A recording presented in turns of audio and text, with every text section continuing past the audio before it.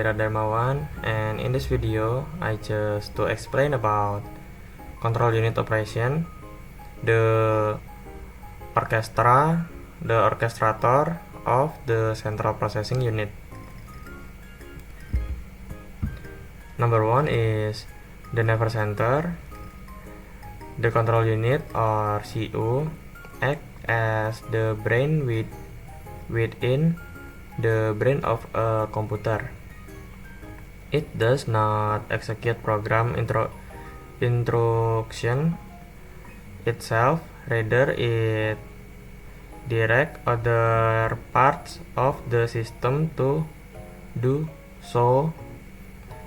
It manages the flow of data and issues command to the ALU and register. Core functional requirements.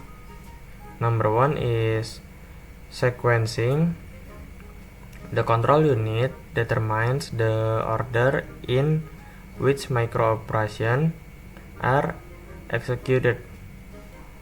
It ensures the CPU step through the instruction cycle or fetch, decode, and execute in the correct sequence, handling programs counter update efficiently. And number two is execution. It causes each microoperation to be performed. This is done by generating specific control signals that open or close gates, allowing data to move between register or triggering the ALU to perform calculation. And microoperation, number one is fetch cycle. Move the memory address from the program counter or PC to the MIR and fetches the instruction into the instruction register or IR.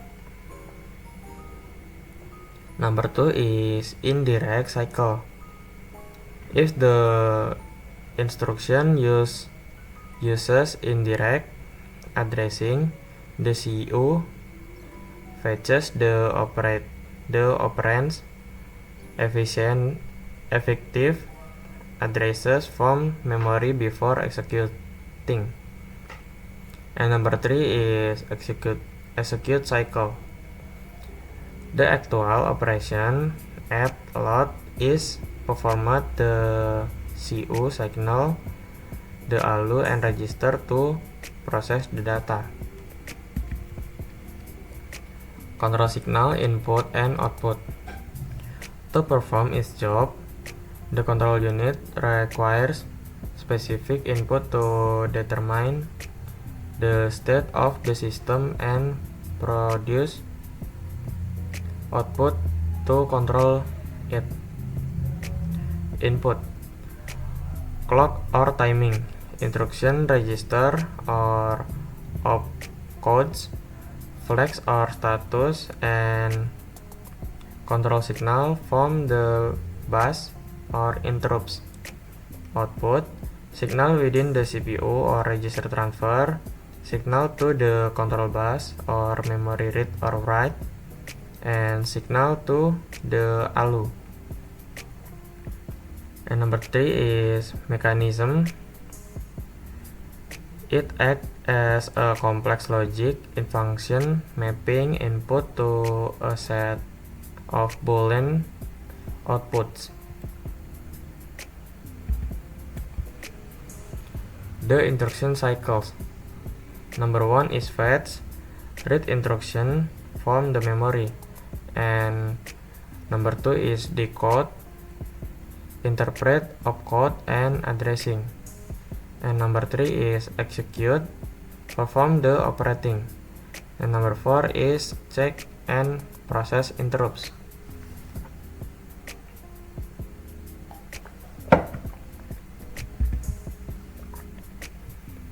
design approaches.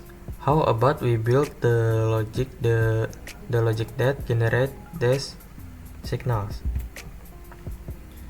Hardware control. The control logic is implemented with gate, flip-flops, and decoders directly in the hardware. It is optimized for speed but lack flexibility. Changing the instruction set require physically rewiring the circuits. This approach is common in RISC architecture where speed is paramount. Microprogram control.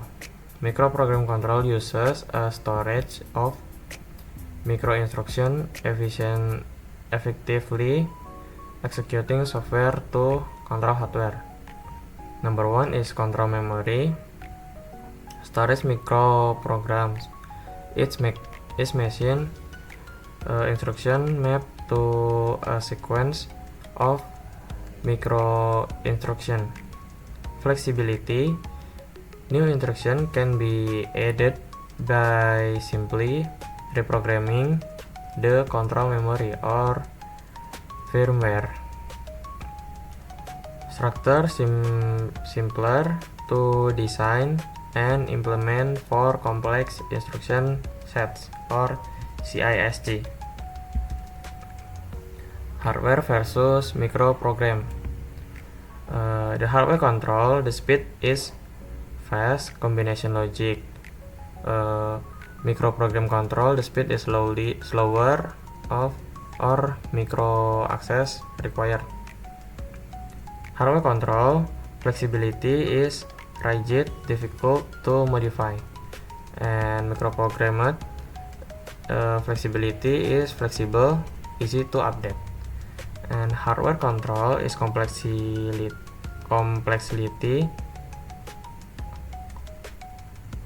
is high complex wiring, and microprogram control is low systematic design. And hardware control costs high for complex sets. Microprogram control cost is cheaper for complex sets.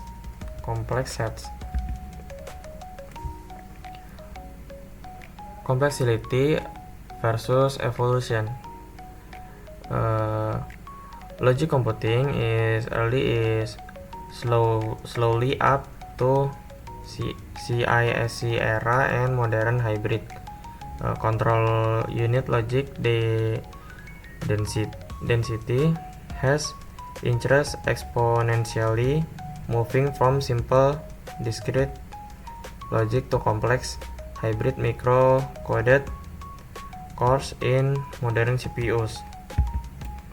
And this all of my video, and thank you. Wassalamualaikum warahmatullahi wabarakatuh.